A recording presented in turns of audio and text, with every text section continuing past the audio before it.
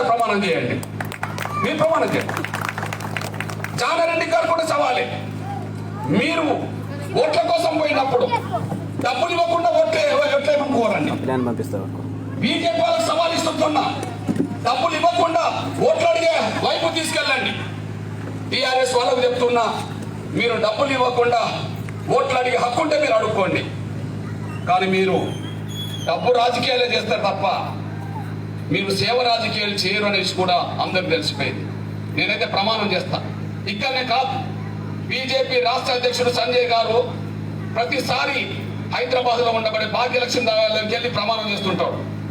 నేను ఆయనకే అంటున్నా, కేసీఆర్కి ఇష్టదైవం యాదాద్రి దేవాలయం. నేను కేసీఆర్ కూడా చెప్తున్నాను. నేను జానారెడ్డి గారికి ఇష్టదైవం ఎవరో ఆయన దగ్గరికి వెళ్తాను. నేను వాళ్ళు నమ్ముకున్న దేవాలయ దగ్గరికి వాళ్ళు వచ్చి ప్రమాణం చేస్తారా? ఓట్ల కోసం మేము డబ్బులు ఇవ్వమని చెప్పి ప్రమాణం చేస్తారా? నేను వాళ్ళు నమ్ముకున్న దేవుని దగ్గర, నేను నమ్ముకున్న దేవుని దగ్గర ఒక్క ఓటుకు ఒక పైస ఇచ్చే అవసరం నాకు లేదు. ఖచ్చితంగా చేసిన సేవనే దృష్టి పెట్టుకొని మాట్లాడతా. మీరు నమ్మితే మీకు న్యాయం జరిగిందంటే ఓట్లేమని కోరుతా తప్ప వాళ్ళలాగా ఒక రూపాయి పెట్టి ఓట్లు అడిగే అవసరం నాకు లేదని చెప్పి నేను స్పష్టంగా చెప్పదలుచుకున్నా. ఒక ఓటు వచ్చినా గెలుపు వచ్చినా స్వచ్ఛందంగా అభిమానంతో రావాల్సిందే తప్ప అది కొంటే వచ్చే నిజాయితీ గెలుపు కాదనేసి కూడా మర్చిపోద్దని నేను సవినంగా కోరుతున్నాను. ఈ నేపథ్యంలో మీకు చెప్పదలుచుకున్నది ఒకటే, మళ్ళీ చెప్తున్నా, నేను కేసీఆర్ లాగా ముఖ్యమంత్రిని కాను, నేను జానారెడ్డి లాగా ఏనాడు మంత్రిని కాలేదు. కానీ ఏదో ఒకటి ఈ ఊర్లో ఉండబడే, ఈ పులిచెర్లో ఉండబడే ఈ గ్రామంలో ఎన్ని కులాల వాళ్ళు ఉన్నారో, ఎన్ని కులాల్లో పేదలు ఉన్నారో, తెల్ల రేషన్ కార్డు ఉన్నదో వాళ్ళందరికీ 1, 2, 3, 4 ఈ 4గిట్లో ఏదో ఒకటైనా సరే, ఈ 4గిట్లలో ఏ 2 అయినా సరే, ఈ 4గిట్లలో ఏదో 3 అయినా సరే మీకు నేను సాధించి పెట్టిన ఫలాలు మీ ఇంట్లో ఉన్నాయి. అవి గుర్తు చేయడమే నా బాధ్యత అనేసి కూడా మీరు మర్చిపోద్దని సహనం కోరుతున్నాను. ఈ గ్రామంలో ఉండబడే, పులిచెర్ల గ్రామంలో ఉండబడే అన్ని వర్గాల పేదలారా, మీ ఇంట్లో ఒక్కొక్కటి ఏమున్నదో చెప్తాను. అది ఉన్నదా లేదా చూసుకోండి. అది ఎలా వచ్చిందో నేను చెప్పడం నా బాధ్యత. మీకు నేను చెప్పిన విషయాలు వాస్తవం అనుకుంటే మీరు నాకు అండగా ఉండండి. అదొక్కటి మాత్రం మిమ్మల్ని కోరుతున్నానేసి కూడా మర్చిపోద్దని సైన్యం కోరుకుంటూ, మీ దగ్గర ఆరోగ్యశ్రీ కార్డు ఉన్నది, మీ దగ్గర రాజీవ్ ఆరోగ్యశ్రీ కార్డు ఉన్నది. ఆరోగ్యశ్రీ కార్డు విలువ ప్రతి కుటుంబానికి 20 లక్షలు మీ దగ్గర ఉన్నట్టు, ఆరోగ్యశ్రీ కార్డు విలువ ప్రతి కుటుంబానికి 20 లక్షలు ఉన్నట్టు. ఒక్కొక్కరికి ఏదన్నా కిడ్నీ సమస్య వచ్చినా, ఓ గుండె సమస్య వచ్చినా, ఏ సమస్య వచ్చినా, ఇంట్లో 5గురికి వచ్చినా కూడా 1 రూపాయి ఖర్చు పెట్టకుండా ప్రైవేట్ ఆసుపత్రుల్లో ఉచితంగా ఆపరేషన్ చేసే విధానానికి ప్రభుత్వమే డబ్బు ఖర్చుకునే విధానమే ఆరోగ్యశ్రీ పథకం విధానం అనేసి కూడా మీరు మర్చిపోదు. అట్లాంటి ఆరోగ్యశ్రీ పథకం సాధించింది మీ పేద బిడ్డగా నేననేసి కూడా మీరు మర్చిపోతాను సైన్యం కోరుతున్నాను. కాదని ఎవరన్నా చెప్తే నాకు అభ్యంతరం ఏమీ లేదు. ఒకసారి చెప్పమానండి, జానారెడ్డి గారు చెప్పమానండి. కృష్ణమాదిగ వల్లనే ఈ ఆరోగ్యశ్రీ పథకం వచ్చిందని నేను అంటున్నా, మీ పేద బిడ్డ వల్లనే వచ్చిందంటున్నా. కాదని జానారెడ్డి గారు చెప్పమానండి, కాదని కేసీఆర్ చెప్పమానండి, కాదని ఎవరైనా చెప్పమానండి. ఆరోగ్యశ్రీ పథకం లాంటి పథకం ఈ దేశంలో ఎక్కర్లేదు, కానీ ఇక్కడ మాత్రం వచ్చింది. దానికి కారణం ఎంఆర్పీ సాధించిన పోరాటం అనేసి కూడా మీరు మర్చిపోరు. ఎలా సాధించాం? ఇదే సమయానికి 2004లో సరిగ్గా 17 ఏళ్ల క్రితం ఇదే సమయానికి నేను ఖమ్మం జిల్లా వైర మండలం రెబ్బవరం చిన్న గ్రామంలో ఒక మీటింగ్ పెడుతున్నప్పుడు ఆ మీటింగ్కి ఒక ముస్లిం కుటుంబం ఆ మీటింగ్ దగ్గరకు వచ్చింది. అన్న, మేము బాధల్లో ఉన్నాం, కష్టాలు ఉన్నాం, మీ మీటింగ్ అయినా మా బాధలు ఏమని వింటావా అని అడిగింది. మా మీటింగ్ ఆపుతామన్నా, మీ బాధలు ఉంటే చెప్పమ్మా అన్న అని చెప్పారు. అన్న, నా సంకలున్న బిడ్డ నసీమ, నా బిడ్డకు గుండె జబ్బు ఉన్నదన్నా, ఆపరేషన్ చేయించుకునే స్తోమత మాకు లేదన్నా, దయచేసి ఆపరేషన్ చేయించే ప్రయత్నం చేపిస్తావా, నాకు ఒకనొక బిడ్డ అని చెప్పింది. అప్పుడు నేను అన్నా, అమ్మ ఆపరేషన్ ఖర్చు ఎంత అవుతుంది అని, ప్రైవేట్ ఆసుపత్రిలో 1,40,000 అవుతుందని చెప్పి ఎస్టిమేషన్ ఇచ్చాను రాహుల్. అమ్మ నా దగ్గర డబ్బు లేవు కానీ ఆపరేషన్ చేయించే మార్గం చూస్తాను అన్న డబ్బు లేవంటున్నావు, మార్గం ఎట్లా ఉంటుంది అన్నది. నా దగ్గర డబ్బు లేదు కానీ ప్రభుత్వం దగ్గర డబ్బు ఉంటుందమ్మా, నేను ముఖ్యమంత్రి దగ్గర తీసుకెళ్లి ఆపరేషన్ చేయించడానికి ముఖ్యమంత్రిని ఆ డబ్బు అడుగుతానమ్మా అన్న, నీ దయాన్న నా బిడ్డను కాపాడు అన్నది.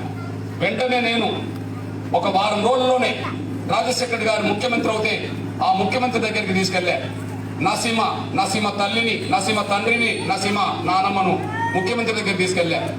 ఆ రోజు లేక్ గెస్ట్ హౌస్లో మే 21, 2004 రాజశేఖర్ గారు ముఖ్యమంత్రి అయిన వారం రోజులకే ధర్మదర్శనం పేరుతో లేక్ గెస్ట్ హౌస్లో వందలాది మందిని కలుస్తూ వస్తున్నాడు. నేను వందలాది మందిలో ఈ కుటుంబాన్ని పట్టుకొని నిలబడ్డా. అందరినీ కలుస్తూ నా దగ్గరకు వచ్చిండు. ఏం కృష్ణ, ఇంత జనములు నువ్వెందుకున్నావు, లోపల రావచ్చు కదా అన్నాడు. నేను ఒక్కనైతే లోపలికి వచ్చినాను సార్, నలుగురితో కలిసి వచ్చాను కాబట్టి అందరినీ రానివ్వరని చెప్పి నేను ఇక్కడ నిలబడాల్సి వచ్చింది వీళ్ళతో అన్నా. సరే ఏంటి కృష్ణ అన్నాడు. మొత్తం విషయం అంతా చెప్పా. ఆ నసీమన్ బిడ్డను ముందుకు తీసుకొచ్చి, సార్ ఈ అమ్మాయి పేరు నసీమా, వీళ్ళ తల్లిదండ్రులు సార్ చాలా పేద కుటుంబం సార్, ఈ అమ్మాయి గుండె జబ్బు ఉన్నది, దయచేసి ఆపరేషన్ చేసి సార్ అన్న. నేను ఎంత ఖర్చు వస్తుందని ఆయన అడిగిండు. 1,40,000 ఎస్టిమేషన్ ఇచ్చా. ఆ ఎస్టిమేషన్ చూసుకొని ఒక మాట అన్నాడు, కృష్ణ నా దగ్గర 1,40,000 కానీ నా సహాయ నిధి నుంచి ముఖ్యమంత్రిగా సీఎం రిలీఫ్ ఫండ్ నుంచి ఒక 25,000 శాంక్షన్ చేస్తాను అన్నాడు. నేను ఒక మాట అన్నా, మీరు 25,000 శాంక్షన్ చేస్తే ఇంకా 1,15,000 ఎవరు ఇవ్వాలి అని కన్నోలు పెట్టుకుంటారు కదా అన్నాడు.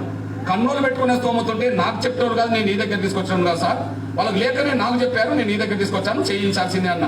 దానికి ఒక మాట అన్నాడు, కృష్ణ నువ్వు చెప్పిన మాటిని నేనే కనుక 1,40,000 పెట్టి ఆపరేషన్ చేపిస్తే ఈ రాష్ట్రంలో గుండె దెబ్బలు ఉన్న వాళ్ళందరూ నా దగ్గరికి వస్తే నా బడ్జెట్ డబ్బు సరిపోదు కదా అన్నాడు. అవును సార్ నిజమే, కానీ కోటీశ్వర బిడ్డలు గుండె దెబ్బలు వస్తే నీ దగ్గర రాదు సార్, వాళ్ళు చేయించుకుంటారు ప్రైవేట్ ఆసుపత్రికి వెళ్ళి. లేని వాళ్ళకి వచ్చినప్పుడు గవర్నమెంట్ బాధ్యత కదా సార్, చేయించాల్సిందే నేను అన్నా. నువ్వు గట్లనే చెప్తావు లే కృష్ణ అని చెప్పి సమాధానం చెప్పకుండా వెళ్ళిపోతున్నాడు. నువ్వు గట్లనే చెప్తావు లే కృష్ణ అని చెప్పి సమాధానం చెప్పుకుంటా వెళ్ళిపోతున్న మనిషిని చేయి పట్టి ఎందుకు తిప్పాడు. సార్ మీరు వెళ్ళడం భావ్యంగా లేదు, మీరు కనుక బిడ్డకు ఆపరేషన్ చేయించకపోతే బిడ్డ చచ్చిపోతుంది, బాగుండదు అన్న. ఆయనకు నా మీద కోపం వచ్చేసింది 2 కారణాల వల్ల. పోతున్న మనిషిని వెనుకకు తిప్పినందుకు, బిడ్డ చచ్చిపోతుంది బాగుండదని ఇట్లా ఏలు పెట్టి చూపెట్టినందుకు, ఒక ముఖ్యమంత్రిని నన్నే పట్టుకొని వెనుకకు తిప్పి బాగుండదంటావా? నేను చెప్తున్నా పో, ఇప్పుడు 25,000 ఇస్తాను కదా, ఇప్పుడు 25 రూపాయలు కాదు కదా, 25 పైసలు కూడా వరకు ఏం చేసుకుంటావు పో అన్నాడు. నా మీద వెంటనే కోపానికి వచ్చాడు. అప్పుడు నాకు అర్థమైపోయింది, అంటే ఈయన ఇవ్వట్లేదని చెప్పి. సార్ మీరు అలా మాట అనుకో అన్నా, నేను ఇదే అంటా, నువ్వేం చేసుకుంటావు పో అన్నాడు. నువ్వు ఏం చేసుకుంటావు పో అంటున్నావా సార్, నేను రోడ్డు మీద కూర్చొని ఉద్యమం చేయాల్సి వస్తుందని నేనన్నా. చేసుకోపో అన్నాడు. ఇది మా మధ్య జరిగిన ఘర్షణ. నేను బయటకు వచ్చా, 2,000 రూపాయలు నా జేబులు ఉంటే వాళ్ళకి చేతికి ఇచ్చా. అమ్మ నీ బిడ్డకు ఒకరికి న్యాయం జరగలేదు, కానీ ఈ రాష్ట్రంలో గుండె దెబ్బలు ఉన్న వాళ్ళందరినీ ఒకసారి తిరిగి తీసుకొస్తా, అప్పుడు మీటింగ్ పెట్టినప్పుడు సమస్య పరిష్కారం జరుగుతుందని నేను అనుకుంటున్నా, మీరు మళ్ళీ పిలిచినప్పుడు రండి అమ్మ. వాళ్ళు పోయిండ్రు, నేను ఇంటికి పోలే. నాకు ఆలోచన ఏమొచ్చిందంటే, ఈ రాష్ట్రంలో గుండె జబ్బుతో బాధపడుతున్న పేదలకు ప్రైవేట్ ఆసుపత్రికి వెళ్ళినా ఉచిత ఆపరేషన్ జరిగే విధంగా ఒక ప్రత్యేకమైన పథకం కోసం కొట్లాడాలని చెప్పి నేను ఆలోచించుకొని రాష్ట్రం మొత్తం తిరిగి ఆగస్టు 7, 2004లో గుండె జబ్బుతో బాధపడుతున్న పేద పిల్లలు వాళ్ళ కుటుంబ సభ్యులతో హైదరాబాద్లో మీటింగ్ పెట్టారు. ఆ మీటింగ్ వేదిక మీదకి ఎవరెవరు వచ్చారు, ఇది మీటింగ్. ఆ మీటింగ్ వేదిక మీదకి ఇప్పుడు రాష్ట్ర మంత్రి వైద్య ఆరోగ్య శాఖ మంత్రి ఈటల రాజేందర్ అప్పుడు ఎమ్మెల్యే వేదిక మీద ఉన్నాడు. ఇప్పుడు కేంద్ర మంత్రి కిషన్ రెడ్డి గారు అప్పుడు ఎమ్మెల్యే వేదిక మీద ఉన్నాడు. లాల్జాన్ బాషా టీడీపీ నుంచి వేదిక మీద ఉన్నారు. అదే సమయంలో సిపిఎం నేతలు వేదిక మీద ఉన్నారు. మంత్రి చంద్రశేఖర్ వేదిక మీద ఉన్నాడు. చంద్రశేఖర్ రావు కాదు, చంద్రశేఖర్ అప్పుడు వేదిక మీద ఉన్నాడు. ఇటువైపు నాకు లెఫ్ట్ సైడ్ డాక్టర్లు ఉన్నారు. లెఫ్ట్ సైడ్ డాక్టర్లను కూర్చుండబెట్టా, రైట్ సైడ్ నాయకులను కూర్చుండబెట్టా. వేదిక ముందు ఇట్లనే 1,000 మంది పిల్లలు వాళ్ళ తల్లిదండ్రులు వచ్చేసిండ్రు. మీటింగ్ జరుగుతున్న 5 నిమిషాల్లోనే మీటింగ్ వచ్చిన ఒక గుండె జబ్బు బాబు, 12 సంవత్సరాల గుండె జబ్బు బీసీ బాబు శోభన్ అనే పిల్లోడు అక్కడికక్కడనే చనిపోయాడు. మీటింగ్ లోనే పిల్లోడు చనిపోయాడు. ఎందుకు చనిపోయాడు? ఆపరేషన్ లేకనే చచ్చిపోయాడు. అప్పుడు తల్లిదండ్రులతో పాటు అందరూ గొల్లును ఏడవడం మొదలుపెట్టిండ్రు. వేదిక మీదకి డెడ్ బాడీని తీసుకొచ్చిండ్రు. వేదిక మీద మంత్రులు వాళ్ళందరూ ఉన్నారు. డెడ్ బాడీ వేదిక మీదకి వచ్చింది. ముందట చిన్న పిల్లలు వాళ్ళ తల్లిదండ్రులు అందరూ గొల్లును ఏడవడం మొదలుపెట్టిండ్రు. ఇక్కడ పరిస్థితి ఏంటంటే నాకు అర్థమైంది, ఇంకా ఏమాత్రం ఆలస్యం చేసినా ఇక్కడ వచ్చిన పిల్లలు రేపో మాపో చనిపోతూ ఉంటారు. వాళ్ళందరినీ బతికించాలంటే ఇప్పుడే రోడ్డెక్కి ఉద్యమం చేయాలని చెప్పి ఆ చనిపోయిన ఆ బిడ్డ శవాన్ని చేతులు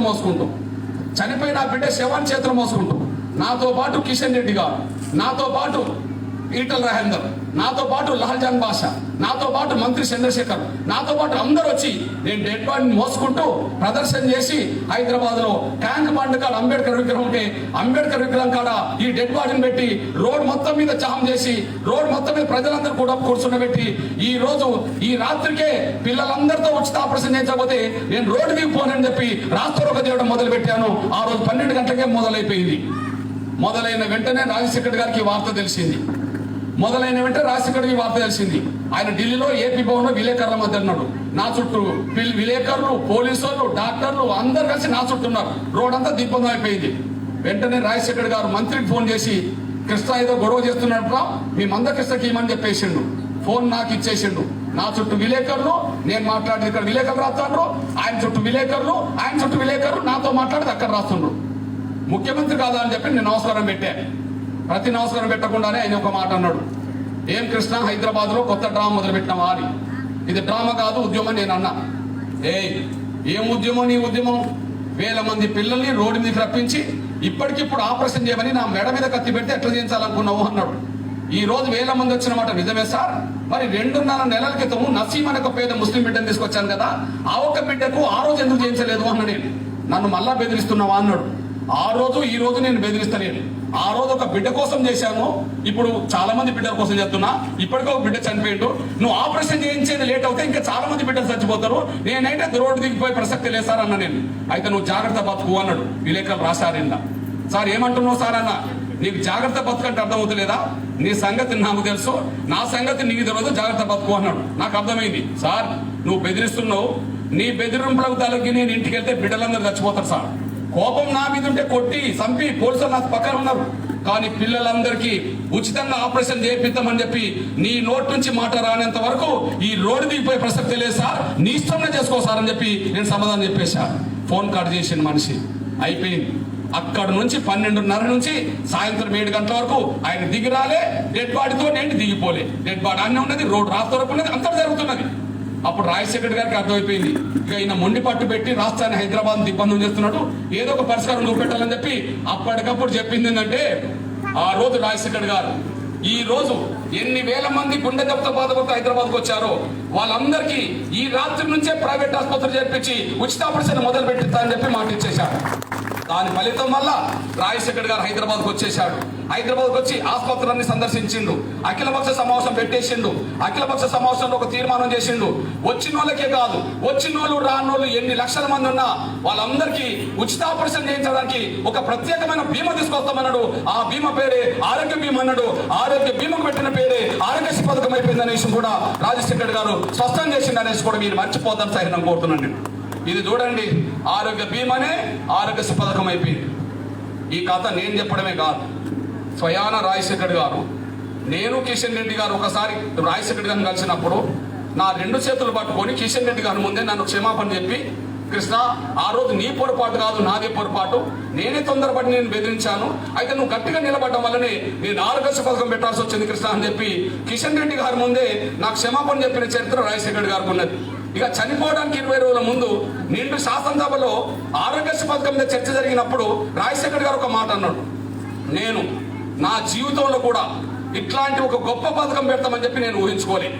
ఈ పథకం పెట్టినాకనే నాకు ప్రజల్లో అభిమానం పెరిగి 2వ ముఖ్యమంత్రి కాగలిగాను. ఈ దేశంలో ప్రపంచంలో ఈ పథకం ద్వారా నాకు గొప్ప పేరు వచ్చింది. కానీ 2వ అధికారం నేను వచ్చినా, ప్రపంచంలో నాకు గొప్ప పేరు వచ్చినా, ఈ పథకానికి అసలు కారణం మాత్రం నా సొంత ఆలోచన కాదు, మందకృష్ణ నడిపిన గుండె దెబ్బల ఉద్యమాలని నేను ఆరోగ్యశ్రీ పథకం పెట్టిందని చెప్పి రాజశేఖర్ గారు నిన్ను శాసనసభలో చెప్పిండు అనేసి కూడా మీరు మర్చిపోదని సరే అనుకుంటున్నాను. దీన్ని బట్టి మీ ఇంట్లో వచ్చిన ప్రతి ఆరోగ్యశ్రీ కార్డు విలువ 20 లక్షలు అనేసి కూడా మీరు మర్చిపోదు. ఈ దేశంలో ఉండబడే ఇంకా ఏ రాష్ట్రంలో కూడా 2 తెలుగు రాష్ట్రాలైన తెలంగాణ, ఆంధ్రప్రదేశ్ తప్ప మిగిలిన 27 రాష్ట్రాల్లో ఆరోగ్యశ్రీ పథకం లాంటి పథకము ఎక్కడ లేదు. ఇక్కడనే ఉన్నదంటే ఎంఆర్పీ సాధించిన ఉద్యమం ఫలితమే అందరికీ ఆరోగ్యశ్రీ కార్డు వచ్చిందనేసి కూడా మీరు మర్చిపోతాం సార్ నేను కోరుతున్నాను. ఇప్పుడు చెప్పండి, ఇది ఎవరి పథకమో కాదు. ఒక పేద బిడ్డగా నేను పేదోని కాబట్టి, పేదల కష్టాలు తెలిసినోని కాబట్టి నా వంతు పాత్ర పోషిస్తే దేశం లెక్కలేని ఒక పథకం ఇక్కడ రావాల్సి వచ్చిందనేసి కూడా మీరు మర్చిపోతాం సార్ నేను కోరుతున్నాను.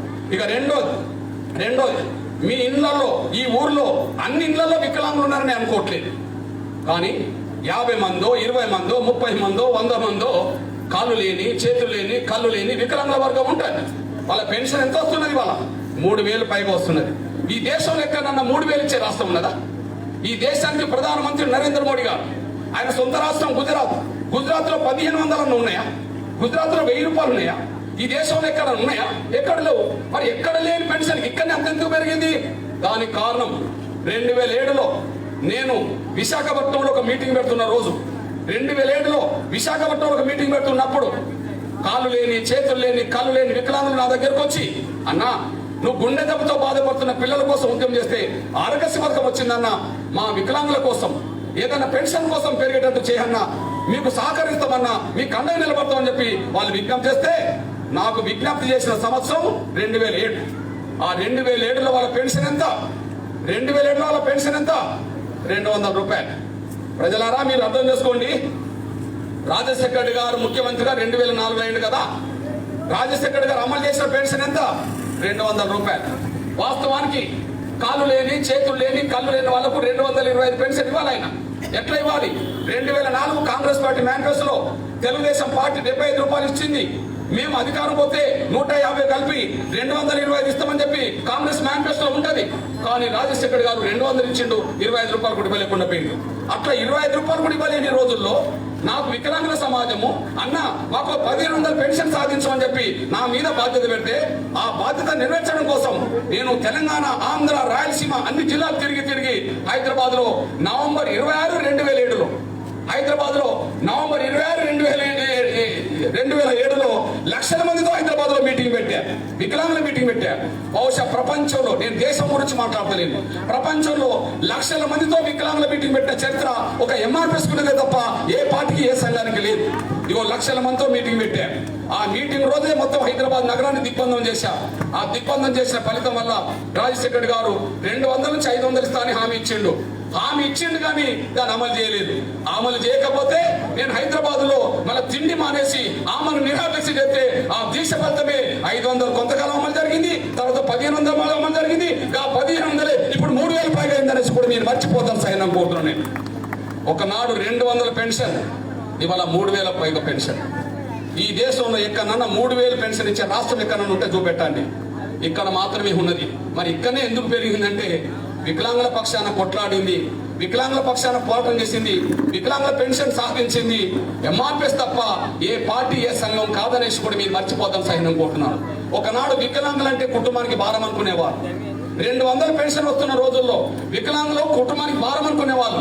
కానీ వాళ్ళ 3000 పెన్షన్ వస్తుంటే వికలాంగులే కుటుంబానికి పెద్ద దిక్కు అయిపోయినరు, ఆసరైపోయిండ్రు అనేసి కూడా మీరు మర్చిపోతాం సైన్యం కోరుతున్నాను.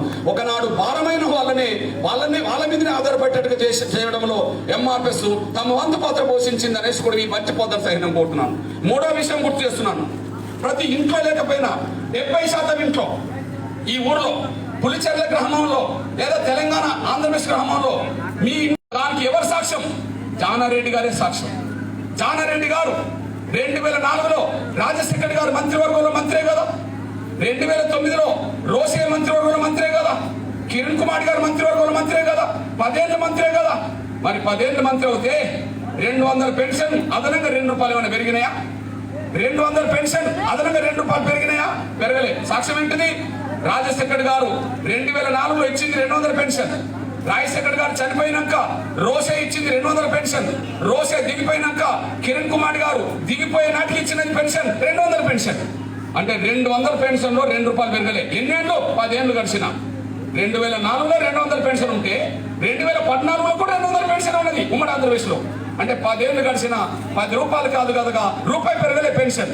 మరి రూపాయి పెరగని పెన్షన్ అకస్మాత్తుగా 200 నుంచి 2000 పెరిగింది. అక్కడ కూడా ఎంఆర్ఎస్ పోరాటం చేస్తేనే అది పెరిగిందని కూడా మర్చిపోతాం సైన్యం కోరుతున్నాను. ఈడ ప్రతిపక్షాలనే అంటారు, ప్రతిపక్షాలు లేవు. వామపక్షాలనే అంటారు, వామపక్షాలు లేవు. ఏ పక్షం లేదు. ప్రజల పక్షాన కొట్లాడి ఎంఆర్ఎస్ ఉన్నది. దానివల్లనే పెన్షన్ పెరిగింది. ఎలా పెరిగిందో చెప్తాను చూడండి. 10 ఏళ్ళు గడిచిన రూపాయి పెరగని పెన్షన్ ఇవాళ 2000 దాకా పెరిగిందంటే ఎలా పెరిగిందో చెప్తున్నా చూడండి. నాకెవరో వచ్చి చెప్తే పెంచలే, నాకెవరో వచ్చి చెప్తేనే ఉద్యమం చేయలే. 2 పేపర్లు వచ్చిన సంఘటనలు ఆసరా చేసుకొని, 2 పేపర్లు వచ్చిన సంఘటన ఆసరా చేసుకొని, ఒకటి బాధతో ఒకటి కన్నీరు గార్చి ఒక ఉద్యమాన్ని నిర్మించా. ఒకటి బాధతో ఒకటి కన్నీరు గార్చి ఉద్యమాన్ని నిర్మించా. ఒకటి బాధ సంఘటన ఏంటిది, నేను కన్నీరు గార్చే సంఘటన ఏంది, ఆ 2 సంఘటనలు చెప్తాను. మీరు కూడా బాధపడతారు ఆ సంఘటనలు అనేసి కూడా మీరు మర్చిపోతారు. సాక్ష్యం చెప్తున్నా చూడండి. 2012 సెప్టెంబర్లో అప్పటికి 200 పెన్షన్ ఉన్నది. ఆ సమయంలో నేను ఢిల్లీకి వెళ్ళి వరంగల్ వచ్చినప్పుడు పేపర్లో ఒక సంఘటన చూసి బాధపడ్డా. వరంగల్ జిల్లాలో మహబూబాద్ అనే ప్రాంతం ఉన్నది. ఇప్పుడు మహబూబాద్ కూడా ఒక జిల్లా అయిపోయింది. ఆ మహబాద్ దగ్గర గుండ్రాతి మడుగు అనే ఒక గ్రామం ఉన్నది, ఈ పులిచెర్ల లాగానే. ఆ గుండ్రాతి మడుగు గ్రామంలో ఒక బీసీ తల్లి ధనలక్ష్మి పేరిక, ఆమెకు 3 కూతుర్లు ఉన్నారు. 3కి పెళ్ళయింది, కానీ కొడుకులు లేకపోవడం వల్ల, భర్త లేకపోవడం వల్ల పెద్ద కూతురు దగ్గర వచ్చి ఉంటుంది. ఆ పెద్ద కూతురు దగ్గరనే నిరంతరం ఉండడం వల్ల పెద్ద కూతురుకు తల్లి మీద కోపం వచ్చింది. నా ఒక్క దగ్గరనే ఉంటుంది, ఇంకా చెల్లెల దగ్గరికి వెళ్తలేదు. నా ఇంట్లో ఈమె ఉండడం వల్ల నా పిల్లలకు సరిగ్గా తిండి పెట్టలేకపోతున్నా, ఈమె నాకు భారం అవుతుంది చెప్పి తల్లినే భారం అనుకోని చెప్పి తల్లిని దవాఖానకు తీసుకెళ్తాన్ని నమ్మించి ఇంటి ముందు ఆటో ఎక్కించుకొని మహబాద్కు నర్సంపేట అనేది 70 కిలోమీటర్ దూరం ఉంటే ఆ 70 కిలోమీటర్ దూరం తీసుకెళ్లి అర్ధరాత్రి 2 గంటలకు అక్కడ నర్సంపేట బస్ స్టాండ్ లో వదిలేసి వచ్చింది. ఎవరిని? కన్న తల్లిని. ఇది పేపర్లో చూసండి. ఎవరిని వదిలేసి వచ్చింది? కన్న తల్లిని వదిలేసి వచ్చింది. పేపర్లో ఏమొచ్చిందంటే భారమైన పేగుబంధం, కన్న తల్లిని బస్ స్టాండ్ లో వదిలేసిన కూతురు అని చెప్పి పేపర్లో చూశాను నేను. ఇది 2012 సంఘటన. అప్పటికి రూపాయి పెరగలే పెన్షన్. ఈ సంఘటన చూసి బాధపడ్డా, కానీ మరో సంఘటన చూసి ఏడ్చా. అది నా తల్లి చూసో నా తండ్రి చూసో కాదు, ఒక పేద రెడ్ల తల్లిని, ఒక రెడ్డి తల్లిదండ్రులను చూసి నేను ఏడ్చా. ఇది చూడండి, రాజిరెడ్డి వెంకన్న నరసమ్మ, వరంగల్ జిల్లా చిట్యాల్లో. రాజిరెడ్డి వయసు 80 సంవత్సరాలు, వెంకన్న నరసమ్మ వయసు 75 సంవత్సరాలు. ఇద్దరు భార్య భర్తలు, ఇద్దరు కలిసి పురుగుల మందు పోసుకొని చచ్చిపోయింది. ఎందుకు చనిపోయినరు? ఇంట్లో ఉంటది బువ్వ కరువై, బతుకు బరువై, పండుటాకుల ఆత్మహత్య అని చెప్పి ఇంట్లో ఉంటది. బువ్వ కరువై, బతుకు బరువై, పండుటాకుల ఆత్మహత్య అని ఇంట్లో ఉంటది. అంటే ఈ 2 సంఘటనలు చూసి, ఒకటి బస్తాన్లో ఆ అమ్మని చూసి నేను బాధపడ్డా, రాజిరెడ్డి వెంకన్న నరసమ్మలు ఆత్మహత్య చేసుకోవడం చూసి నేను ఏడ్చా. కానీ వీళ్ళకి ఏదైనా పరిష్కారం దొరకదా? కన్న బిడ్డలకు తల్లిదండ్రులే భారం అవుతే మరి వాళ్ళని ఎవరు సాధాలి? కనీసం పెన్షన్ కనుక పెరిగితే, కన్నందుకు కాకపోయినా నెలకు వాళ్ళ పెన్షన్ 1000 రూపాయలు 2000 వస్తారని చూశాను. సరే, కన్న తల్లిదండ్రులు సరిగా చూసుకుంటారని చెప్పి అప్పుడు నాకు ఆలోచన వచ్చి వాళ్ళ పెన్షన్ 1000 రూపాయలు పెరగాలని చెప్పి డిమాండ్ చేస్తూ 10 లక్షల మంది మీటింగ్ పెట్టాం. దానికోసం 6 నెలలు తిరిగా. ఇగో చూడండి, దానికోసం 6 నెలలు తిరిగా. తిరిగి వృద్ధుల వితంతుల పెన్షన్ 1000 రూపాయలు పెరగాలని చెప్పి, అప్పటికి రూపాయి పెరగలే కదా, 1000 రూపాయలు పెరగాలని చెప్పి హైదరాబాద్ లో మీటింగ్ పెట్టారు. ఈ మీటింగ్ వేదిక మీద ఎవరెవరున్నో అందరినీ పిలిచారు. ఆనాడు ప్రతిపక్ష నాయకుడు చంద్రబాబు నాయుడు పిలిస్తే వచ్చి మీటింగ్ లో కూర్చున్నాడు. కేసీఆర్ రమ్మని నేను కలిసి వచ్చా, ఆయన రాకుండా ఈటల రాజేందర్ పంపిండు. కిషన్ రెడ్డి గారి దగ్గరికి పోతే కిషన్ రెడ్డి గారు వచ్చిండు. కాంగ్రెస్ కేంద్ర మంత్రి సర్వేసత్యాన్ని వచ్చిండు. సిపిఎం నాయకులు వచ్చిండ్రు. అన్ని పార్టీల నాయకులు వచ్చేసిండ్రు. వేదిక ముందు 10 లక్షల మంది, వేదిక మీద పెద్ద నాయకులు పిలిపించారు. ఒక మాట అడిగేవాళ్ళు, సార్ మీకు వీళ్ళు ఓట్లేస్తేనే మీరు ఎమ్మెల్యేలు, ఎంపీలు, మంత్రులు, ముఖ్యమంత్రి దాకా వచ్చింది సార్. మీరు మరి ఓట్లేసిన వాళ్ళ పెన్షన్ రూపాయి పెరగలేదు, కానీ మరి మీ జీతాలు ఎందుకు పెంచుకున్నారు సార్ అన్నది. 2004లో మీ జీతాలు 25,000 ఉంటే మరి 2012-13 వచ్చేప్పటికి 75,000 లక్షలు చేసుకున్నారు కదా.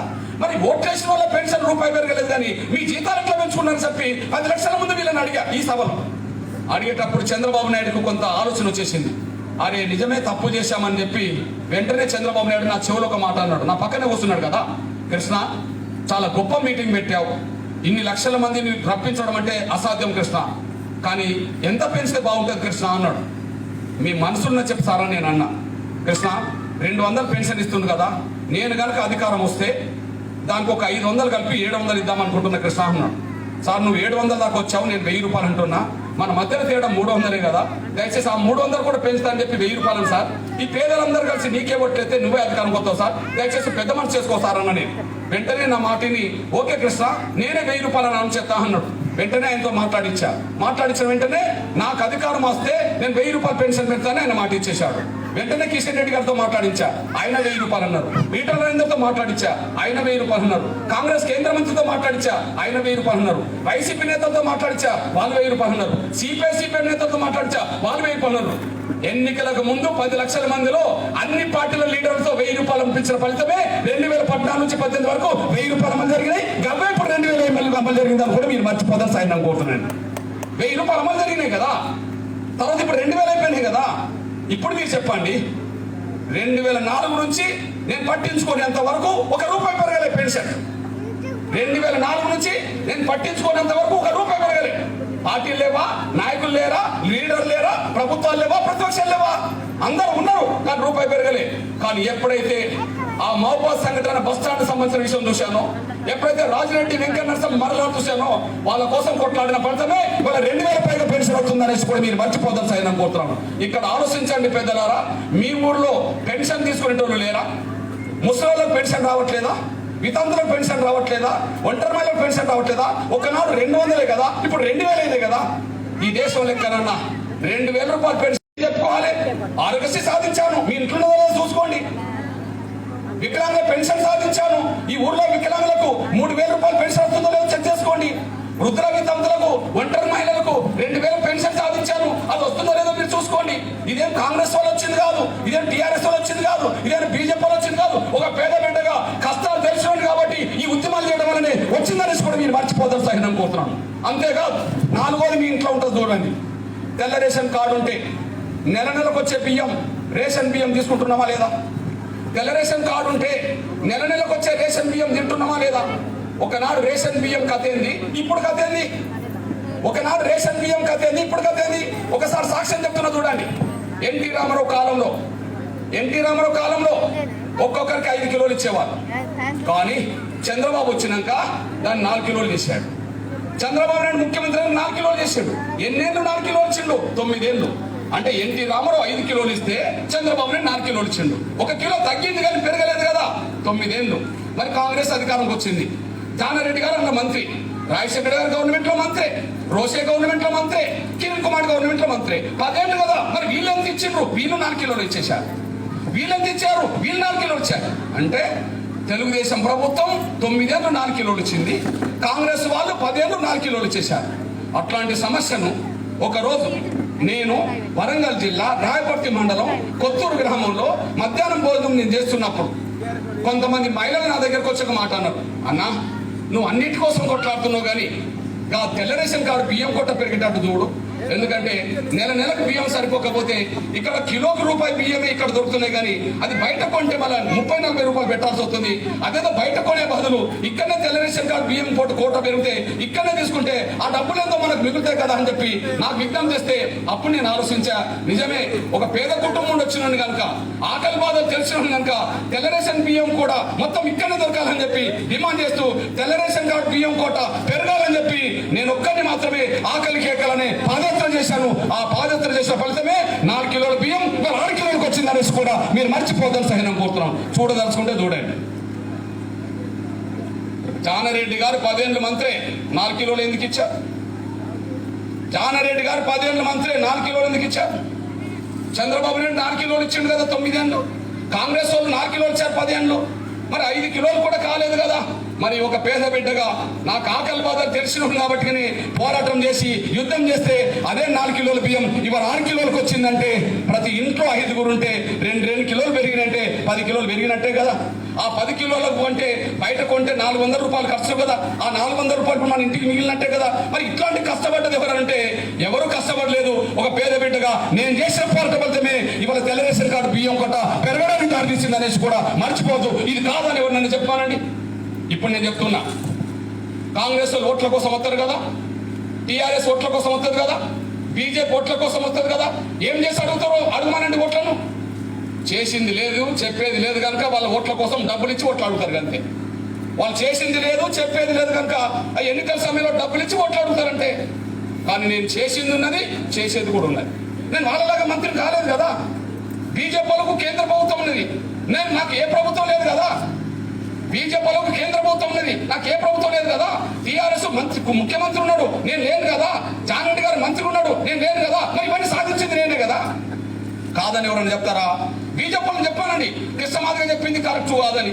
టీఆర్ఎస్ వాళ్ళని చెప్పానండి, కాంగ్రెస్ వాళ్ళని చెప్పానండి. చెప్పే దమ్ము ఖండించే దమ్ము వాళ్ళకి లేదంటే చేసింది సత్యమైన విషయం కూడా మీరు మర్చిపోద్దని సైన్ అనుకుంటున్నాను. ఇది సాధించి పెట్టాం.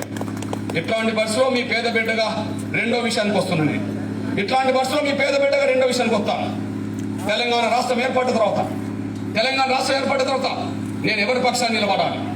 నేను ఎస్సీల పక్షపాతిని, నేను బీసీల పక్షపాతిని, నేను మైనారిటీల పక్షపాతిని, అగ్ర కులాల్లో కూడా నేను పేదల పక్షపాతిని, నా కులం మతం కంటే నాకు మానవత్వం ముఖ్యం. ఎవరి కష్టాల్లో ఉన్నా, ఎవరి బాధలు ఉన్నా నా వంతు వాళ్ళ కళ్ళకు నిలబడ్డవి నా లక్ష్యం అనేది కూడా మీరు మర్చిపోతాను సహనం కోరుతున్నాను. అందుకు ఒక సాక్ష్యం చెప్తున్నా, మీరు చూడండి. మీరు చెరుకు సుధాకర్ గౌడ్ పేరున్నారు, మీరు చెరుకు సుధాకర్ గౌడ్ పేరున్నారు. తెలంగాణ ఉద్యమ కాలంలో కిరణ్ కుమార్ గారు ఆయన మీద పీడీ యాక్ట్ పెట్టి జైల్లో పెట్టేశాడు. ఇప్పుడు చెరుకు సుధాకర్ గౌడే కదా ఇప్పుడు ఎమ్మెల్సీ నిలబడ్డాడు. అదే చెరుకు సుధాకర్ గౌడ్ను జైల్లో పెడితే ఏ నాయకుడు పట్టించుకోకపోతే, కేసీఆర్ కూడా పట్టించుకోకపోతే, నేనే చెరుకు సుధాకర్ గౌడ్ విడుదల కోసం నేనే ఆమరణ చేసి ఆ చెరుకు సుధాకర్ గౌడ్ విడుదల చేయించాను. ఇప్పుడు ఆయనే పోటీలో ఉంటే కేసీఆర్ ఒక రెడ్డిని పెడితే ఈయన స్వతంత్రుడిగా పోటీ చేస్తే నేను మొన్న శాసన మండలి ఎన్నికల్లో నేనే ఆయనకు మద్దతు ఇచ్చాను. నేను ఎవరు మద్దతు ఇచ్చిందంటే ఒక బీసీ బిడ్డకు నేనే మద్దతు ఇచ్చా.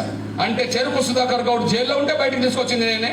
అదే సమయంలో ఆయన మీద కేసీఆర్ రెడ్డిని పెడితే ఒక బీసీ బిడ్డ కదా అని చెప్పి ఆయనకు మద్దతు ఇచ్చింది కూడా నేనని కూడా మీరు మర్చిపోతాను సహాయం కోరుతున్నాను. ఇక్కడ యాదవ్ బిడ్డలు ఉంటే యాదవ్ బిడ్డల గురించి మాట్లాడుతున్నాను నేను. విమలక్క పేరు మీరు విన్నారు, విమలక్క పేరు మీరు విన్నారు. ఆమె కళాకారుని, గాయని, నాయకురాలు. కానీ కేసీఆర్ ఆమెనే జైల్లో పెట్టిండు. మరి కేసీఆర్ విమలక్కని జైల్లో పెడితే ప్రతిపక్ష నాయకుడే కదా జామిరెడ్డి గారు. మరి విమలక్క విడుదల కోసం ఒక మాట మాట్లాడాలి కదా, మాట్లాడాలి. చెరుకు సుధాకర్ గౌడ్ను కిరణ్ కుమార్ గవర్నమెంట్ జైల్లో పెట్టినప్పుడు జామిరెడ్డి గారు మంత్రే, ఏం మాట్లాడలే, నేను విడుదల చేయించాను. అదే సమయంలో కేసీఆర్ మొన్న విమలక్కని జైల్లో పెడితే ప్రతిపక్ష నాయకుడు జానారెడ్డి గారు అసెంబ్లీలో మాట్లాడలే. కానీ విమలక్క యాదవ్ బిడ్డ విడుదల కోసం నేనే జైలుకి వెళ్ళి, అక్క నీ తరపున ఎవరు మాట్లాడకపోయినా నేను బయటకు వెళ్ళి కొట్లాడతా, నిన్ను విడుదల చేస్తానని చెప్పి జైల్లో ఆమెకు మాటిచ్చి, ఆమెకు ధైర్యం చెప్పి బయటకు వచ్చి ఆమె కోసం ఉద్యమం చేసి జైల్లో ఉండబడి విమలక్కను విడుదల చేయించింది నేను కూడా మీరు మర్చిపోతాను సైన్యం కోరుతున్నాను.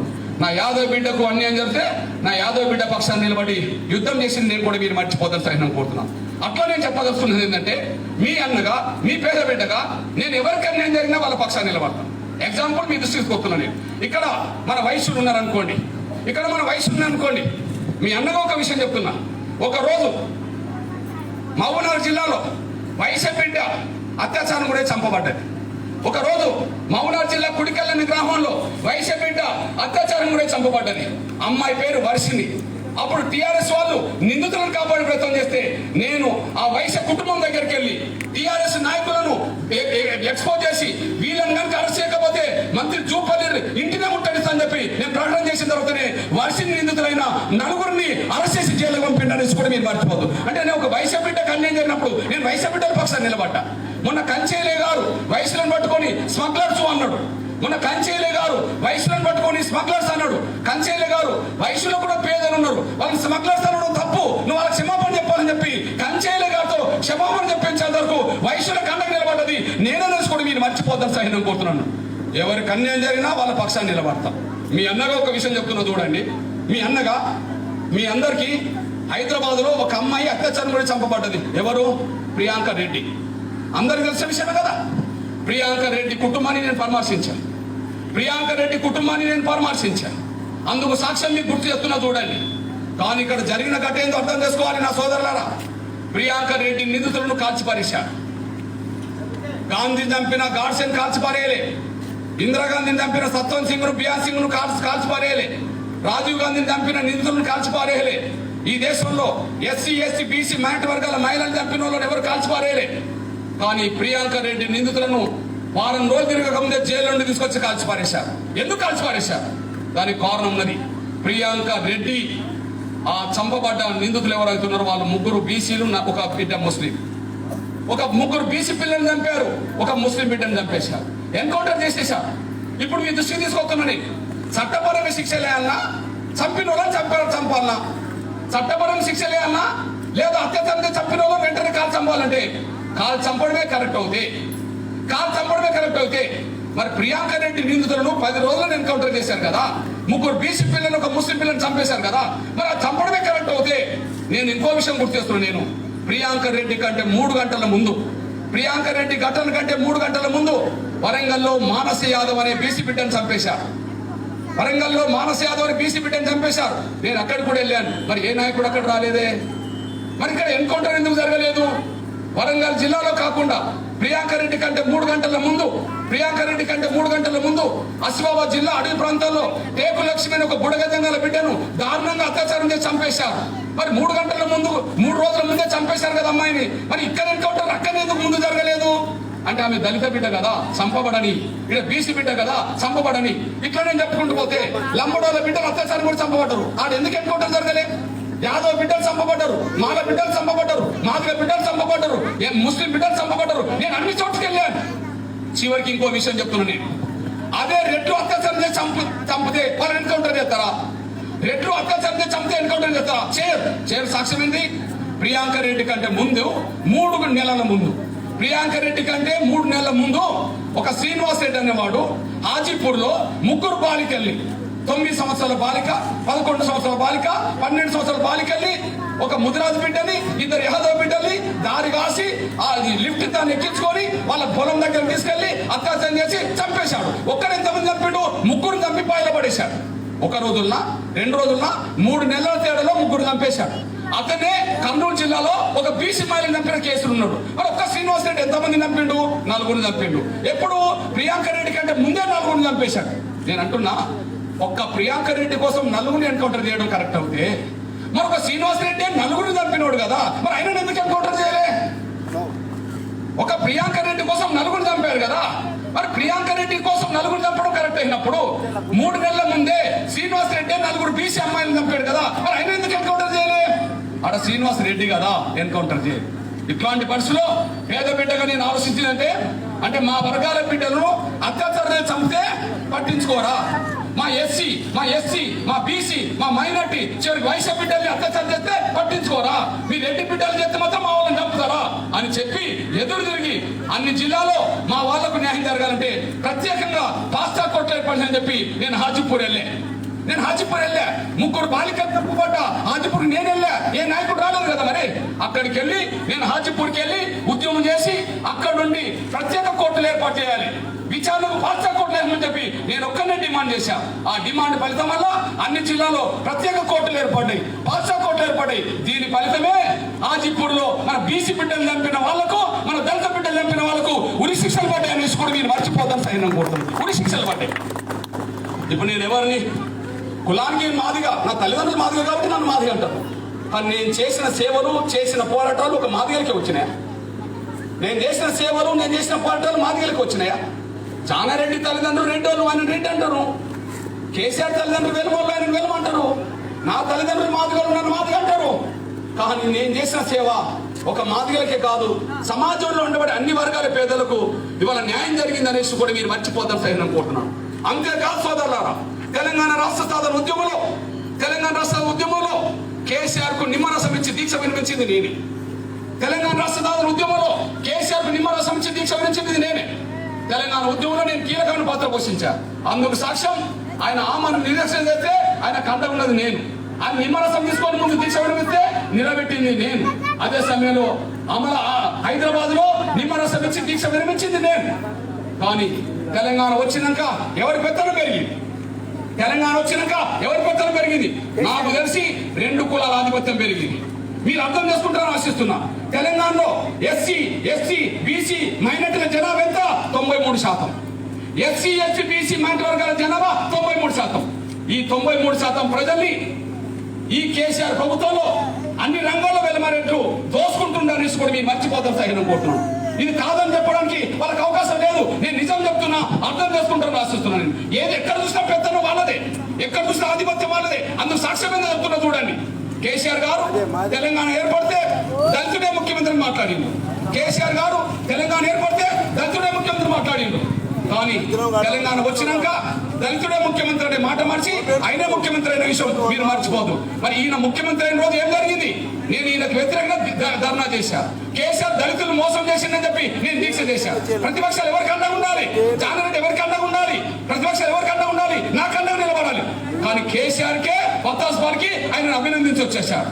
అంటే అర్థమైంది, దళితులను మోసం చేసిన పర్లే, నువ్వు ముఖ్యమంత్రి కావడం మాకు అభ్యంతరం లేదని చెప్పి అభినందించి వచ్చినట్టయిందని కూడా మీరు మర్చిపోతారు సైన్యం కోరుతాం. అంటే వాళ్ళు ఒకటే అనే విషయం తేలిపోయింది. కేసీఆర్ ఏమో దళితులు మోసం చేస్తాడు, జానారెడ్డి ఏమో ఆయన సమర్పిస్తాడు అన్నాడు. అంటే దళితులను మోసం చేసిన పర్లేదని చెప్పి వాళ్ళు వెలమరెట్లు ఏకమైన అనడానికి మొదటి రోజు నాకు సాక్ష్యం తెలిపింది. ఇప్పుడు మీ అన్నగా చెప్తున్నా నేను, కేసీఆర్ మంత్రివర్గంలో ఎవరు మంత్రులు ఉన్నారు? కేసీఆర్ మంత్రివర్గంలో ఎవరెవరు మంత్రులు ఉన్నారు? తెలంగాణ జనాభాలో మాదిగల జనాభా 11%. కానీ 11 మంది ఎమ్మెల్యేలు మాదిగలు ఉంటారు, కానీ ఒక్క మంత్రి ఉన్నాడు మాదిగలు.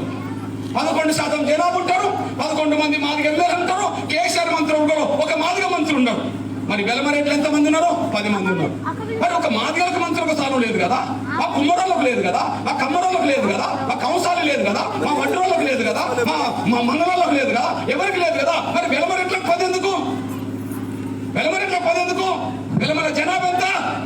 శాతం లేదు, వాళ్ళు 4 ఉంటారు. కేసీఆర్ వేలమ, కేటీఆర్ వేలమ, హరీష్ రావు వేలమ, ఎర్రబల్లి దయాకర్ వేలమ, వాళ్ళు 1% వాళ్ళు 4 ఉంటారు. రెడ్లు 6 ఉంటారు. సూర్యాపేట నుంచి జగదీష్ రెడ్డి ఉంటారు. మహబూబ్నగర్ జిల్లా వనపర్తి నుంచి నిరంజన్ రెడ్డి ఉంటారు. రంగారెడ్డి జిల్లా నుంచి సబితేందర్ రెడ్డి ఉంటారు.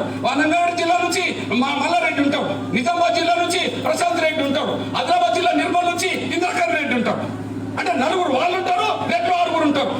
నేను అంటున్నా, మరి మాదిగలు ఎందుకు లేరు? మిగతా వాళ్ళు ఒక్కొక్కరే ఎందుకు ఉంటారు? యాదవులు ఒక్కరే ఎందుకు ఉండాలి? శ్రీనివాస్ యాదవ్. గౌండ్లోళ్ళు ఒక్కటే ఎందుకు ఉండాలి? మరి మన శ్రీనివాస్ గౌడ్. ముదిరాజులు ఒక్కరే ఎందుకు ఉండాలి? ఈటల రాజేందర్. మునుకాపులు ఒక్కరే ఉండాలి? కమలాకర్. మాలలు ఎందుకు ఒక్కరే ఉండాలి? లేదా ముస్లింలు ఒక్కరే ఉండాలి? లంబడోళ్ళు ఒక్కటే ఎందుకు ఉండాలి? మరి మీరు 4 ఎందుకు? మీరు 6 ఎందుకు తీసుకున్నారు? పెత్తనం దోసుకునే కాడ పెత్తనానికి సాక్ష్యం ఆధిపత్యం వాళ్ళు పెంచుకుంటున్న విషయం మీరు మర్చిపోరు. 3వ విషయం మీ దృష్టి తీసుకొస్తున్నా నేను. ఎస్సీల జనాభా ఎంత? 18%. రిజర్వేషన్లు ఎంత ఉన్నాయి? 15. ఇంకా రావాల్సింది ఎంత? 3. ఎస్టీల జనాభా ఎంత? 10. వాళ్ళకి అందుతున్నది ఎంత? రిజర్వేషన్లు 6. ఇంకా రావాల్సింది ఎంత? 4. బీసీల జనాభా ఎంత? 51. రిజర్వేషన్లు ఎంత ఉన్నాయి? 27. ఇంకా రావాల్సింది ఎంత? 24.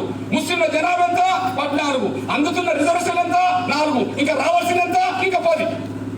ఎస్సీలది రాలే జనాభా పరంగా, ఎస్సీలది రాలే, బీసీలది రాలే, మైనార్టీలు రాలే. మరి అగ్రకులాలు తెలంగాణ ఎంతున్నారు? 7% ఉన్నారు. 93% ఎస్సీ ఎస్టీ బీసీ మహిళలు అవుతే 7% అగ్రకులాలు ఉంటే అగ్రకులాల పేదలకు ఇచ్చే రిజర్వేషన్లు 10% ఇస్తున్నారు. జనాభా 7% అయినప్పుడు 10% రిజర్వేషన్లు ఎట్లుతారు? మరి జనాభా 7% అయినప్పుడు 10% రిజర్వేషన్లు ఎత్తిస్తారు. మరి ఇచ్చినప్పుడు జానరెడ్డి ఎందుకు మౌనంగా ఉన్నాడు? అంటే మన అవకాశాలను దోసుకోవడానికి కాదా? మరి ఇక్కడ జానరెడ్డి కేసీఆర్ ఒకటిగా లేరా అనే విషయం మీరు ఆలోచించాల్సిగా నేను సవినంగా విజ్ఞప్తిస్తున్నాను. మన జనాభాకు తగ్గట్టుగా రిజర్వేషన్ లేవు, వాళ్ళ జనాభాకు మించి రిజర్వేషన్ ఇచ్చారు. ఇది తప్పు కాదా? ఈ తప్పని జానరెడ్డి అనాల్సిన బాధ్యత లేదా? అనడు. ఎందుకంటే దోసుకునేది వాళ్ళు ఒకటే కాబట్టి రిజర్వేషన్లు పెంచుకున్నా ఎవరు అభ్యంతరం చెప్పలేదని కూడా మీరు మర్చిపోదాల్సి నేను కోరుతున్నాను. అదే సమయంలో మీకు విజ్ఞప్తి చేస్తున్నాను, వాళ్ళు ఎట్లా దోసుకుంటారో చూడండి. అని చదువు దోసుకోబోతుండ్రు. అందుకు సాక్ష్యం చెప్తున్నారు, మీరు గమనించండి. కేజీ నుంచి పీజీ వరకు కేసీఆర్ ఉచిత విద్య అన్నాడు. కేజీ నుంచి పీజీ వరకు కేసీఆర్ ఉచిత విద్య అన్నాడు. కానీ కేజీ నుంచి పీజీ వరకు ఉచిత విద్య లేదు. కానీ 5 యూనివర్సిటీలు ప్రైవేట్ పరం చేసి ఆ ప్రైవేట్ యూనివర్సిటీలను రెడ్లకు అప్పచెప్పిండు కేసీఆర్. ఆ ప్రైవేట్ యూనివర్సిటీలను రెడ్లకు అప్పచెప్పిండు కేసీఆర్. ఇప్పుడు మొన్న పోటీ చేసిన పల్లా రాజశేఖర రెడ్డి కూడా ఒకటి తీసుకున్నాడు అన్న. మరి అన్న రిజర్వేషన్ ఉన్న చట్టం తీసుకొచ్చిండు కదా అన్న, రిజర్వేషన్ ఉన్న చట్టం తీసుకొచ్చారు కదా. యూనివర్సిటీలు ఎవరి చేతిలో పెట్టిండు? రెడ్ల చేతిలో పెట్టిండు అన్న. ఎస్సీలకు బీసీలకు మైనార్టీలకు రిజర్వేషన్ ఉండవని చట్టం తీసుకొచ్చిండు. మరి దీన్ని కాంగ్రెస్ వ్యతిరేకించలేదు కదా. అంటే రిజర్వేషన్ అగ్రకులాలకు అవుతే మాకు అభ్యంతరం లేదని చెప్పి ఒప్పుకున్నట్టే కదా. అంటే యూనివర్సిటీలు వాళ్ళ చేతికి వెళ్తున్నాయి అన్న, మనకు స్థానం లేదంట. ఆధిపత్యం మంత్రివర్గంలో వాళ్ళదే, మనకు చోటు ఉండదంట. ఓకే, రిజర్వేషన్ వాళ్ళు పెంచుకుంటారు, మనకి పెంచారంట. ఇదంతా దోసుకోవడం కాదా? ఇదంతా మనకు అన్యాయం జరుగుతలేదా? ఇవాళ రైతు బంధు పథకం పేరుతో ఏం డ్రామాడుతున్నారు? 1 ఎకరం రైతుకు రైతు బంధువు, 2 ఎకరాల రైతుకు 3 ఎకరాల రైతుకు 4 ఎకరాల రైతుకు 5 ఎకరాల రైతుకు. కానీ 100 ఎకరాల భూస్వాములకు ఎందుకు? 200 ఎకరాల భూస్వాములకు ఎందుకు? 500 ఎకరాల భూస్వాములకు ఎందుకు? 1000 ఎకరాల భూస్వాములకు ఎందుకు? అంటే ప్రజలకు అందాల్సిన డబ్బు, పేదలకు అందాల్సిన సంక్షేమ పథకాల డబ్బు భూస్వాములకు దోషి పెడుతున్నాడు కదా. మరి భూస్వాములకు కేసీఆర్ దోషి పెడుతుంటే మరి జానరెడ్డి ఎందుకు మాట్లాడుతున్నాడు? అంటే వాళ్ళు ఒకటే కదా, వాళ్ళు ఒకటే కదా. ఇప్పుడు నేను 5 చెప్పాను. ఈ 5లో వాళ్ళకి ఇద్దరి మధ్యలో తేడా ఉన్నది, బీజేపీ తేడా ఉన్నది. నేను అంటున్నా, దళితులను మోసం చేసిన రోజు నేను ఎదురు తిరిగితే కాంగ్రెస్, బీజేపీ, కమ్యూనిస్టులు, మార్కిస్టులు కేసీఆర్ అండగా నిలబడడానికి వెళ్ళిండ్రు. వాళ్ళు ఒకటే. ఎస్సీ ఎస్టీ బీసీ మైనారిటీ వర్గాలకు రిజర్వేషన్ లేకుండా ప్రైవేట్ యూనివర్సిటీ తీసుకొస్తే ఆ చట్టాన్ని సమర్పించిన పార్టీలో కాంగ్రెస్, బీజేపీ కూడా ఉన్నది కాబట్టి వాళ్ళు ఒకటే. 3 రైతు బంధు పథకం పెడుతూ భూస్వాములు కూడా దోషి పెడుతుంటే వీళ్ళు మౌనంగా ఉన్నారు. వాళ్ళు ఒకటే. ప్రైవేట్ యూనివర్సిటీ తీసుకొచ్చి యూనివర్సిటీ అగ్రకులాల చేతులు పెట్టి చట్టం తీసుకొస్తే వీళ్ళు ఖండించట్లేదు. వాళ్ళు ఒకటే.